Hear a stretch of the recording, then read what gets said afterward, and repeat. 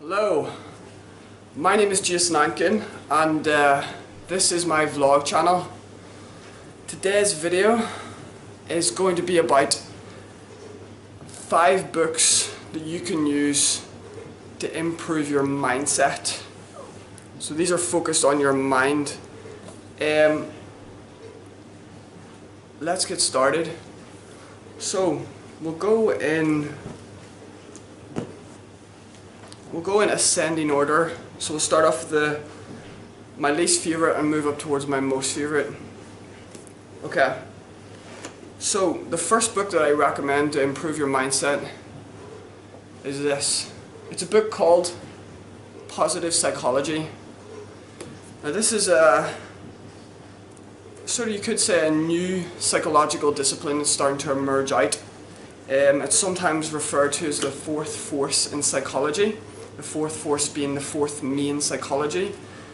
It's been around for about 20 years, but it's only really started to get more mainstream over the last I've only really started to notice it over the last maybe 2 or 3 years. It's strongly associated with life coaching.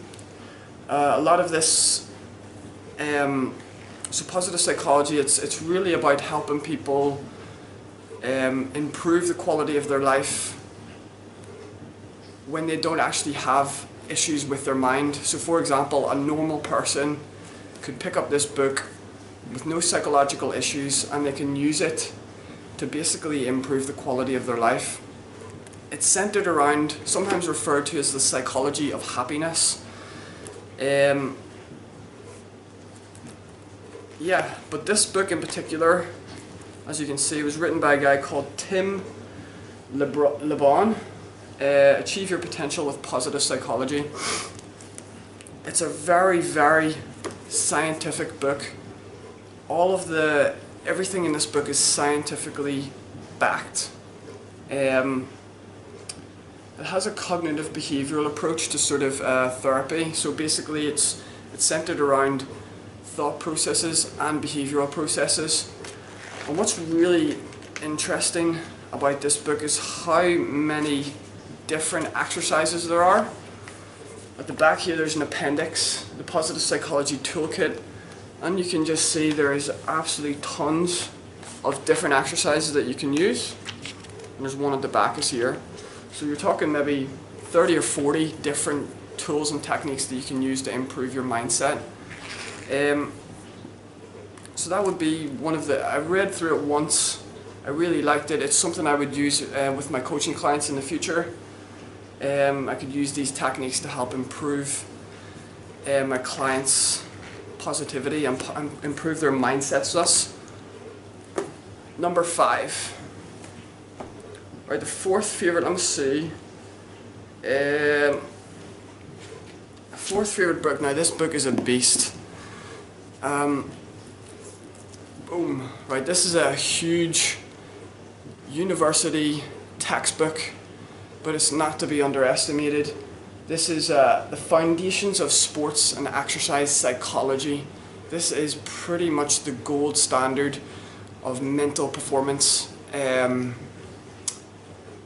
today. This is the #1 book out there in the industry, used by performance psychologists, sport and exercise psychologists, high performance individuals, things like coaches and people who are working with individuals who are in high performance situations. This is a very, very, it's not just centered around mental performance. There's other things it talks about things like personality, motivation, arousal. It talks about group dynamics, things like group cohesion, leadership, communication, and it also has psychological skills training, things like arousal regulation, imagery, self-confidence, goal setting, concentration, and also how to improve your health and well-being. So that's the exercise psychology aspect of it, meaning how does exercise actually improve your mind, like doing physical training, how does that actually improve your mindset? And then also things like facilitating growth. So this is a textbook that I use for studying all of the time. It is a gold standard book. I've read through this about 4 or 5 times. and I'll probably continue to read through it. So that's my number 4 recommendation for mindset. If you're interested in mental performance, you have to have this book because it's the number 1. Right, moving on. Right, next is a book called The Law of Success. This was written by a guy called Napoleon Hill in 1927. Napoleon Hill basically was a reporter and used to interview really wealthy people. And he one day met this guy called Andrew Carnegie. And Andrew Carnegie was the richest man in America at the time. He was a billionaire. And basically, Andrew Carnegie gave Napoleon Hill an objective, and the objective was basically to compile a philosophy of success. Napoleon Hill spent 20 years of research, and Andrew Carnegie, because he was so well known, he gave Napoleon Hill access to 500 of America's wealthiest men. Not only that, but Napoleon Hill also studied individuals that were unsuccessful. So by the time this book was compiled, 20 years later after Andrew Carnegie gave him his objective, Napoleon Hill had done research on approximately 16,000 people, and from his research what he was able to do is compile this book, The Law of Success. Now, what is staggering about this book is how so far ahead of its game it was. Like I said, this was 1927. This is the gold standard today, as I previously mentioned. This is the gold standard book today. Stuff in this book is what modern sports psychologists and modern performance psychologists are only rediscovering today. So this guy was literally leaps and bounds ahead of the mental performance industry by decades. And this kind of went under the radar. This is not really mentioned in sort of academia. You don't really talk about Napoleon Hill's Law of Success. It's more of a personal development kind of book, but it's extremely ahead of the game. It's very innovative. He's a pioneer in personal development.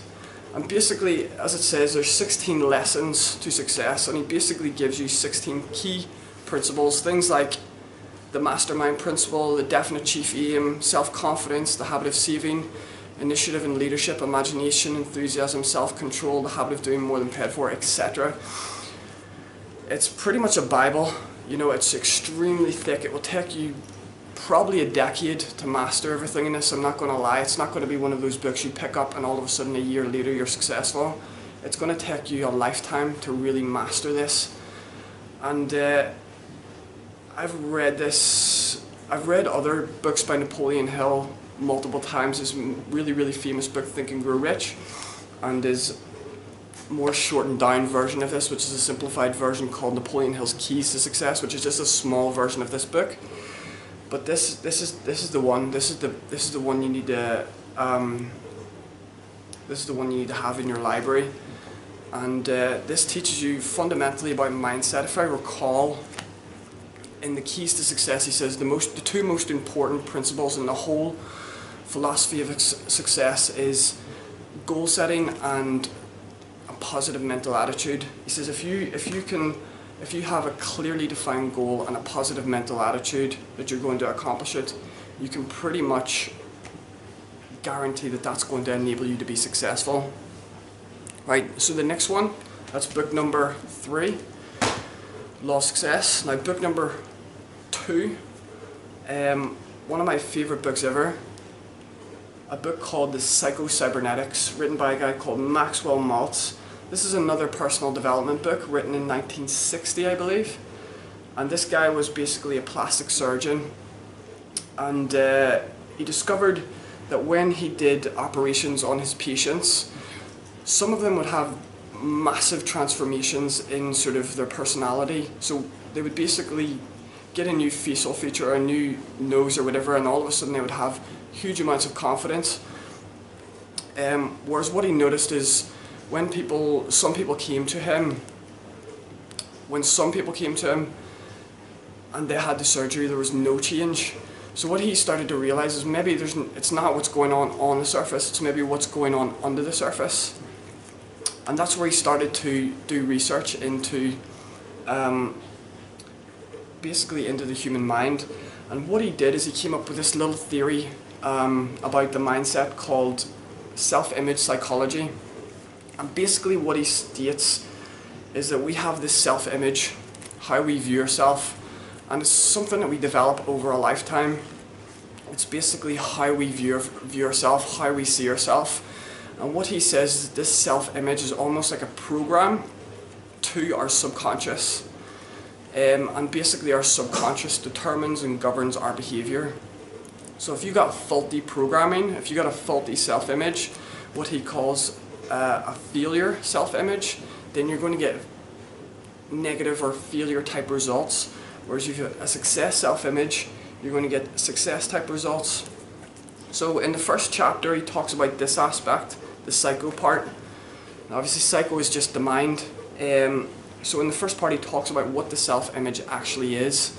The second part he talks about the cybernetic part, and then he bridges these two things together and how these two things relate together.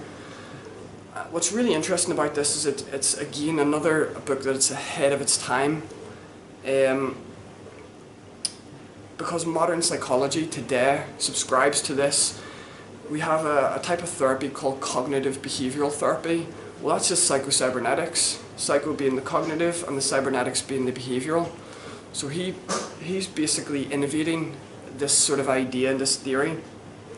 And then after he explains in the first two chapters what psychocybernetics means, he then goes on to give you 13 techniques, 13 tools which you can use to actually reconstruct and rebuild your self-image. And this is something I've been using.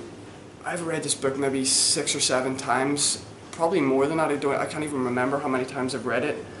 It's absolutely without a doubt my #1 book on psychology or personal development and mindset. So I'd highly recommend getting this. Do not have a library in your house without this book. Now the next book, so that's my #2 recommendation. Now the #3 recommendation is a philosophy book called the Dharma. Now this is a Buddhist book. Ignath Ashwaran is his name, I think. Now, the reason why I recommend a Buddhist book is simply because this is a religion of the mind. Buddhism is fundamentally a religion of the mind, and it's one of those books that just makes you feel good when you read it. It's broken into very, very simple 26 short little parables, but each sort of paragraph is like a nugget of wisdom.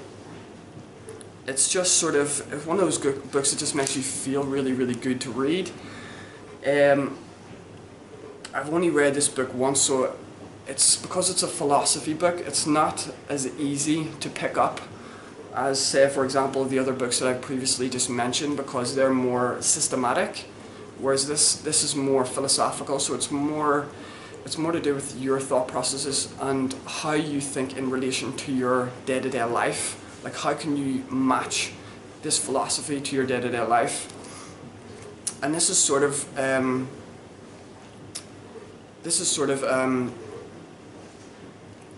you could say the main book within Buddhism, the favourite of most people who are Buddhist or whatever. I'm not personally Buddhist or anything like that. I just love reading, spiritual or religious philosophy, because it's extremely good when you're talking about mindset and stuff like that. It teaches you about like this book's been around for thousands of years. I'm not too sure exactly how long it's been around for. I think it may be about 2,600 years old. But yeah, it's extremely awesome. If I could just read, let me see if I could just read you one section. Let's go to the section. The third parable is called the Mind 111. page 101. I'll just read you the first little bit. The mind. An archer aims an arrow. The wise aim their restless thoughts, hard to aim, hard to restrain. As a fish hooked and left on the sand thrashed about in agony, the mind being trained in meditation trembles all over, desperate to escape the hand of Mara. So you can see it's talking about the importance of sort of getting control over your mind. Most people's minds are like restless fish flopping about on the beach or whatever with no control, and this is talking about the importance of how important it is for your life to basically get control over your mind. So it's a book that I definitely will be reading over and over and over and over again for the rest of my life. And that's my #1 recommendation. There are other books that I could recommend, but they're the 5 that I was thinking of that I just grabbed from my personal library there now. Okay, so thank you for watching. My name is Jason Ankin. This is my vlog channel. If you liked the video, like. If you want to see more videos, subscribe. And if you are interested in starting a discussion about any of the books that I've just recommended, leave a comment down below and I will be more than happy to start a dialogue with you. Okay, that's it. I will see you later. Bye.